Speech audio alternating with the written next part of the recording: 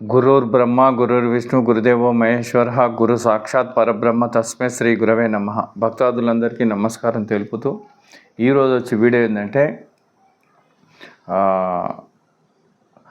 భగవంతుడు అని మనకు గొప్ప పేరు మహర్షులు గుర్తుపట్టిన వాళ్ళు భగవద్గీత భాగవతం అని 4 అక్షరాలే ఉంటాయి భగవంతునికి. భాగవత ఈ 4 అక్షరాలు ఉంటాయి. ఈ 4 అక్షరాలు ఎందుకు పెట్టారు, దాని అంతర్భావం ఏంటి, ఈ రోజున ఈ వీడియో తెలుసుకుంటే బాగుంటుందని, మనం కూడా ఆచరిస్తే మనము ముందుకు వెళ్ళొచ్చు అనే భావంతో ఈ వీడియో చేయడం జరుగుతుంది. ఇప్పుడు భగవద్గీత లేదా భాగవతం, భాగవత్ అని 4 అక్షరాలే ఉంటాయి. భగవత ఈ భగవత్ అంటే ఈ 4 అక్షరాల అంతర్భావం ఏంటి మనం తెలుసుకుందాము. మొదటి అక్షరం వచ్చేసి భగవంతుడిలో ఉన్నటువంటి మొదటి అక్షరం భా అంటే సంగీతం ఏంటంటే చాలామంది వర్ణించి చెప్పారు. అంటే ఏంటి అసలుకి అంటే అంటే భక్తి అన్నా ప్రేమ అన్నా ఒకటే అన్నట్టు, దానికి మారు పేర్లు ఎన్నో ఉన్నాయి. భక్తి అంటేనే ప్రేమ అంటేనే భక్తి అన్నట్టు. అంటే ఏ పని చేసినా మనం ప్రేమతో ఉండాలి, భక్తితో ఉండాలి. అంటే ఈ ప్రేమతో ఉండాలి, భక్తి భావంతో ఉండాలి అంటారు కదా. ఫస్ట్ భగవంతునికి ఎందుకు పెట్టారు? అంటే భక్తి, ప్రేమ. భగవంతుల్లో ఉన్నది ఏంటంటే కేవలం ఒక ప్రేమమయంగానే ఉంది. ఇప్పుడు మనం పరిశీలిద్దాం. ప్రపంచంలో 2 విధాలు ఉంది. ఈ ప్రపంచం భక్తి ఉంది, పారమార్థం భక్తి ఉంది. మనం ఏ విధంగా ఇప్పుడు ప్రేమమయుడు భగవంతుల్లో మనం కలవాలంటే భగవంతుడు ఏ విధంగా ఉన్నటువంటి వాడు భగవంతుడు అవుతాడు. భగవంతుడు అయితే నిరంతరం ఎప్పుడు ఒకే విధంగా అలరారుచున్నటువంటిది. మనం మానవులం కాబట్టి మనల్ని మనం తెలుసుకున్నప్పుడు ఏ విధంగా దాంట్లో కలియటానికి అర్హత కలిగి ఉంటుంది, ఆ 4 అక్షరాలు మనం ఏ విధంగా పొందితే మనం భగవంతుల్లో లీనమవుతాము అనేది ఈ సబ్జెక్ట్ అన్నట్టు, భగవత్ సబ్జెక్ట్ అని. ఇప్పుడు మనం ప్రపంచంలో పరిశీలిద్దాం. ప్రపంచంలో కూడా ప్రేమ ఉంది. తల్లి పైన ప్రేమ ఉంటుంది, బిడ్డల పైన ఉంటుంది, భార్య పైన ఉంటుంది, ఇంకా రకరకాల స్నేహితుల పైన ఉంటుంది, డబ్బు పైన ఉంటుంది, రకరకాల ప్రేమ ఉంటుంది. కానీ ఈ ప్రేమ ఎంతసేపు ఉంటుంది? చిన్న పిల్లవాడిని ఎత్తుకొని ఎంతో ముద్దాడి ఎంతో ప్రేమగా ఉంటుంది. అది ఎంతసేపు ఉంటుంది? కాసేపే ఉంటుంది. అది ఎత్తుకున్న తర్వాత బోర్ వస్తుంది, బరువు అవుతాడు, దింపేస్తాము. కట్గా ఉంది అన్నాడు. ప్రేమ స్థిరత్వం ప్రేమ కాదు, నిరంతరం ఉండే ప్రేమ కాదు. ఏదైనా ఈ ప్రపంచంలో తాత్కాలికమైనటువంటి ప్రేమనే. భార్య పైన ఎంతకాలం ఉంటుంది? కొంతకాలమే ఉంటుంది. తర్వాత తల్లి పైన అలా మాట్లాడతాం, చేస్తాం, పని ఉందని వెళ్ళిపోతాం. అంటే కట్గా ఉందా ఈ ప్రేమ? ప్రపంచంలో ఉన్నటువంటి ప్రేమ ఏదైతుందో అది స్థిరమైనటువంటిది, నిరంతరం ఉన్నటువంటి ప్రేమ కాదు. ప్రేమ భగవంతుల ప్రేమ ఎలా ఉందంటే కేవలం ప్రేమమయంగానే ఉంది. అది ప్రేమ అనే ఉంది, అందులో భక్తి మాత్రమే ఉంది. ఇంకా రెండోది అక్కడ సుఖము దుఃఖం కానీ ఈర్ష్యభావాలు అవి కానీ ఏమీ లేదు.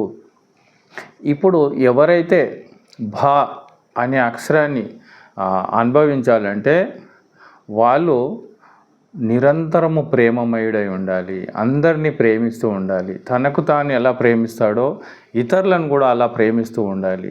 ఎవరు ద్వేషించినా నువ్వు ద్వేషించకూడదు. నువ్వు భగవంతుని తెలుసుకోవాలి, జీవితం సార్థకం కావాలి, మోక్షాన్ని పొందాలి అంటే నువ్వు ఫస్ట్ అక్షరము మనము దాన్ని దాంట్లో లీనం కావాలంటే నిరంతరము ఎప్పుడు చూసినా ఎప్పుడు నీ ముఖవర్షస్ ఎప్పుడు నిశ్చలత్వంగా ఉండాలి, ప్రేమమయంగా ఉండాలి.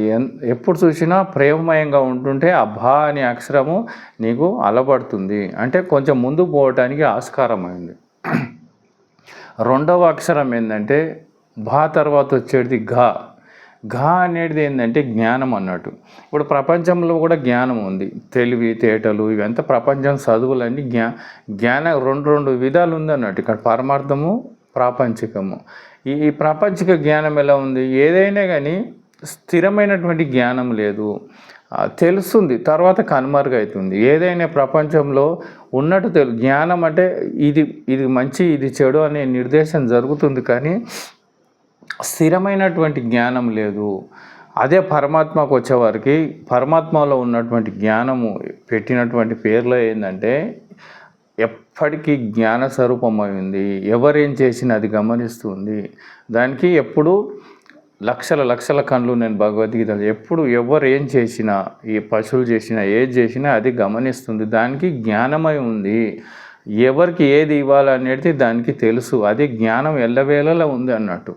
అదే మనిషికి మాత్రం ఎల్లవేళలు ఉండటం లేదు. ఒకసారి తెలివి ఉంటుంది, ఒకసారి తెలివి లేకపోతుంది, ఒకసారి విచారిస్తున్నాడు, విచారించలేకపోతున్నాడు. అంటే ఈ ప్రపంచంలో ఏదంతా కూడా స్థిరత్వమైనటువంటి జ్ఞానం కాదు. ఇది ప్రాపంచిక జ్ఞానము. పారమార్థిక జ్ఞానము ఒకే విధంగా అలరారుతుంది, ఎప్పుడు నిండుదనంతో ఉంటుంది. ఎవరైతే పరమాత్మ కావాలనుకున్నాడు, జీవిత సార్థకం కావాలనుకున్నటువంటి వాళ్ళకి మనము పరమాత్మలో ఉన్నటువంటి జ్ఞానము ఎప్పుడు మనకు అలవర్చుకోవాలి. మనము దాన్ని ప్రాక్టికల్లో పెట్టాలి. ఎప్పుడు చూసినా మనము వాస్తవంగా చూడాలి. ఇది వాస్తవం. ఒకరు తిట్టినా కానీ ఓహో ఎందుకు తిట్టారు అనేది మనము జ్ఞానంతో చూసినప్పుడు అజ్ఞానంతో తిడుతున్నాడు, అతనికి తెలియక తిడుతున్నాడు అనే భావం మనకు ఏర్పడుతుంది. మనము ఆ జ్ఞానంతో చూడనప్పుడు మనకు కూడా ఆవేశం వస్తుంది. నన్ను ఎందుకు తిడుతున్నాడు, నేను ఏం అనకుండానే తిడుతున్నాడు అనే భావం మనకు ఏర్పడి మనం కూడా రాగద్వేషాలు చేసుకొని తిట్టడం జరుగుతుంది. కనుక మన జ్ఞానం ఉన్నట్టయితే ఎవరు ఎందుకు ఏం చేస్తున్నారంటే వాళ్ళపైన మనకు జాలి కలుగుతుంది.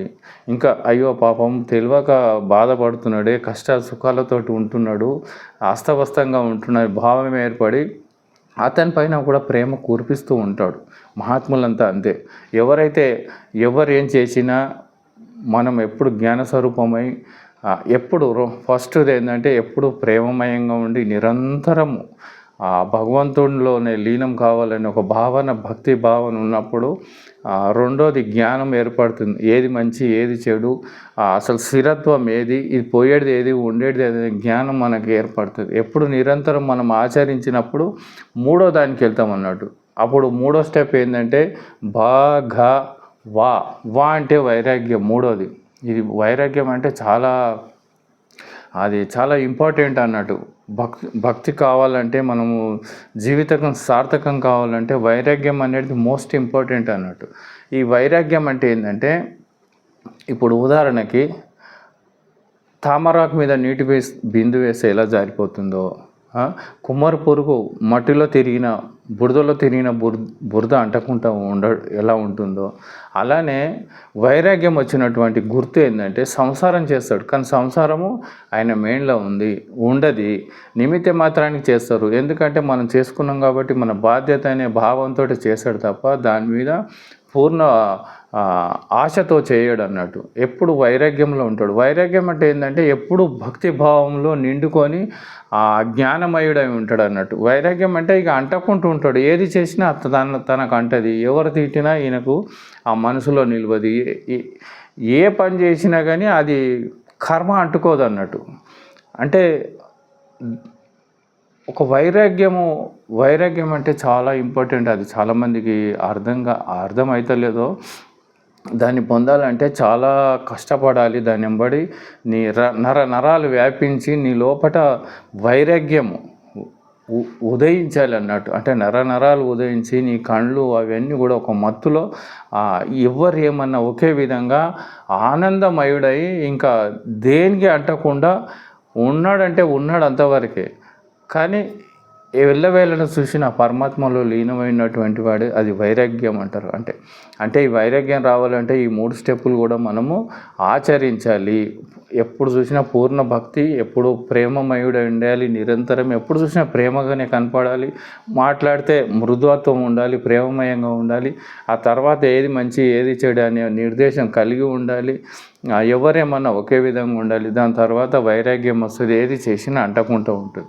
ఈ 3 క్వాలిటీస్ ఎవరికైతే వచ్చిందో తర్వాత వచ్చేది ఏంటంటే తా అంటే తత్వం అంటారు. తత్వం అంటే ఏంటంటే తారకము అంటారు. చూడు, తారకము సూటెరగవలెనన్న సద్గురుని చేరి. అంటే ఈ తారకము అంటే నీ రకమే అని. అంటే పరబ్రహ్మాన్ని అంటారు యాక్చువల్గా. నీ రకమే పరమాత్మ స్వరూపమైంది, మనకు తెలియటం లేదు. అంటే పరబ్రహ్మము. ఆ పరబ్రహ్మము ఇంకా ఈ 3 క్వాలిటీస్ ఎవరికి ఉన్నారో వాళ్ళు స్వయం పరబ్రహ్మ స్వరూపుడు, హాం బ్రహ్మాస్మి, నేనే భగవంతుని అనే భావన ఏర్పడుతుంది అన్నట్టు. అంటే తత్వము అంటే నీవే అని, తత్వమసి అని మహావాక్యం ఉంటుంది మాకు. తత్పదం, తంపదం, అసిపదం, ఇలా 3 ఉంటాయి. 3 కలిపితే తత్వమసి అని.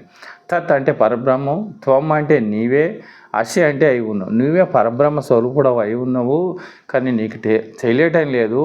తెలియాలంటే ఈ 3 క్వాలిటీస్ నేర్చుకోవాలి. నువ్వు ఎప్పుడు నిరంతరం ప్రేమయుడై ఉండాలి, ఏది మంచి ఏది చెడు అనే నీకు పూర్ణ స్థితి తెలిసి ఉండాలి. ఆ తర్వాత ఏది చేసినా అంటకుంటూ ఉండాలి. అప్పుడు నీవెవరో నీకు తెలుస్తుంది. నువ్వు పరబ్రహ్మ స్వరూపుడవు, నాకు సావు పుట్టుకలు లేవు, శరీరం నిమిత్తే మాత్రానికి వచ్చింది, ఇది చొక్కను వదిలినట్టు నేను ఈ శరీరాన్ని వదులుతా కానీ నాకు సావు లేదనే భావము తనకు ఏర్పడుతుంది. కనుక కూడా మనము ఇలాంటి విషయాలు తెలుసుకొని మనం ఆచరించాము. ఎందుకంటే రకరకాల మ్యాటర్లు ఉన్నాయి కాబట్టి ఈ ప్రపంచంలో ఇప్పుడు జరిగే విషయాలు ఏంటంటే అస్తవ్యస్తంగా ఉంది. మాయా ఎప్పుడు చూసినా అసత్యమే పలుకుతున్నారు. సత్యం అనేది మర్చిపోయారు చాలామంది. ఫోన్లో వచ్చింది ఎప్పుడు చూడు అసత్యం పలుకుతుంది. ఎందుకంటే స్వార్థమే. మనం డెవలప్మెంట్ గురించి ఆలోచించుకుంటూ ఏం మాట్లాడుతారో తెలియనటువంటి స్థితిలో కూరుక్కొని పోయారు. వాళ్ళు ఇప్పుడు మళ్ళీ యథార్థంగా రావాలి, సత్యానికి రావాలి అంటే మెల్లమెల్లగా మళ్ళీ మనము ఆచరణలో పెట్టాలి. రోజుకి ఎన్నోసార్లు అబద్ధం ఆడుతూ ఉంటాం, ఫోన్లలో కానీ మామూలు కానీ ఎన్నో ఉదాహరణ మాట్లాడుతూనే ఉంటాం అన్నట్టు. అలవాటు అయిపోయింది అది. కనుక మనము దాన్ని కంట్రోల్ చేయాలి. మనకు అశాంతికి గురి చేసేటి అసత్యమైనటువంటి పలుకులే. సరైనటువంటి ఆచరణ లేకనే మనకు దెబ్బ పడుతుంది. కనుక మనం ఎంతో కొంత మార్చుకోవాలి. మనం ఎందుకంటే జీవితం వచ్చింది స్వార్థకం చేసుకోవటానికి. ఇష్టానుసారంగా పశుపక్షాదులాగా వచ్చింది పోతున్నది అనే సంగతి కాకుండా మనము మానవ జన్మ రావటం చాలా ఉత్తమమైనటువంటి చాలా గొప్ప విషయం ఇది. అరుదుగా వస్తుంది. చాలా కష్టం చేస్తే కానీ ఎంత ఆ జన్మ పుణ్యం ఉంటే కానీ ఈ మానవ శరీరం రాదు. వచ్చింది. దీన్ని స్వార్థకం చేసుకోవాలి, దీన్ని ఉపయోగించుకోవాలి మనము ఈ పరికరాన్ని, ఈ శరీరాన్ని. కనుక మనము మెల్లమెల్లగా ఆచరణ చేద్దాము, సత్యంగా మాట్లాడే ప్రయత్నం చేస్తాము, ఏది మంచి ఏది చెడు అనే గుర్తించే ప్రయత్నం చేద్దాం. ఎవరేమన్నా ఓపికతోటి నిశ్చలంగా ఉండే ప్రయత్నం చేస్తాము. మనము లొంగిపోతున్నాము, మనం వాళ్ళ కింద ఉన్నామనే భావన అదంతా అజ్ఞానము. అదంతా కూడా మనకి ఇప్పటివరకు సుఖాన్ని ఏమీ ఇవ్వలేదు. మనకు సుఖాన్ని ఇచ్చేది అంటే ఎక్కువ మౌనంగా ఉండాలి, మాట్లాడితే సత్యంగా మాట్లాడాలి, నిశ్చలత్వం ఉండాలి, ప్రేమమయంగా ఉండాలి అని ఇలా ముందు వెళ్ళి ఆచరిస్తే కొంతైనా ఆచరిస్తే గొప్ప ఫలితం వస్తుందనే భావంతో నేను మీరు ఆచరిస్తారనే ఒక ఆలోచనతో నేను ఈ వీడియోని విరమిస్తున్నాను. జై గురుదత్త.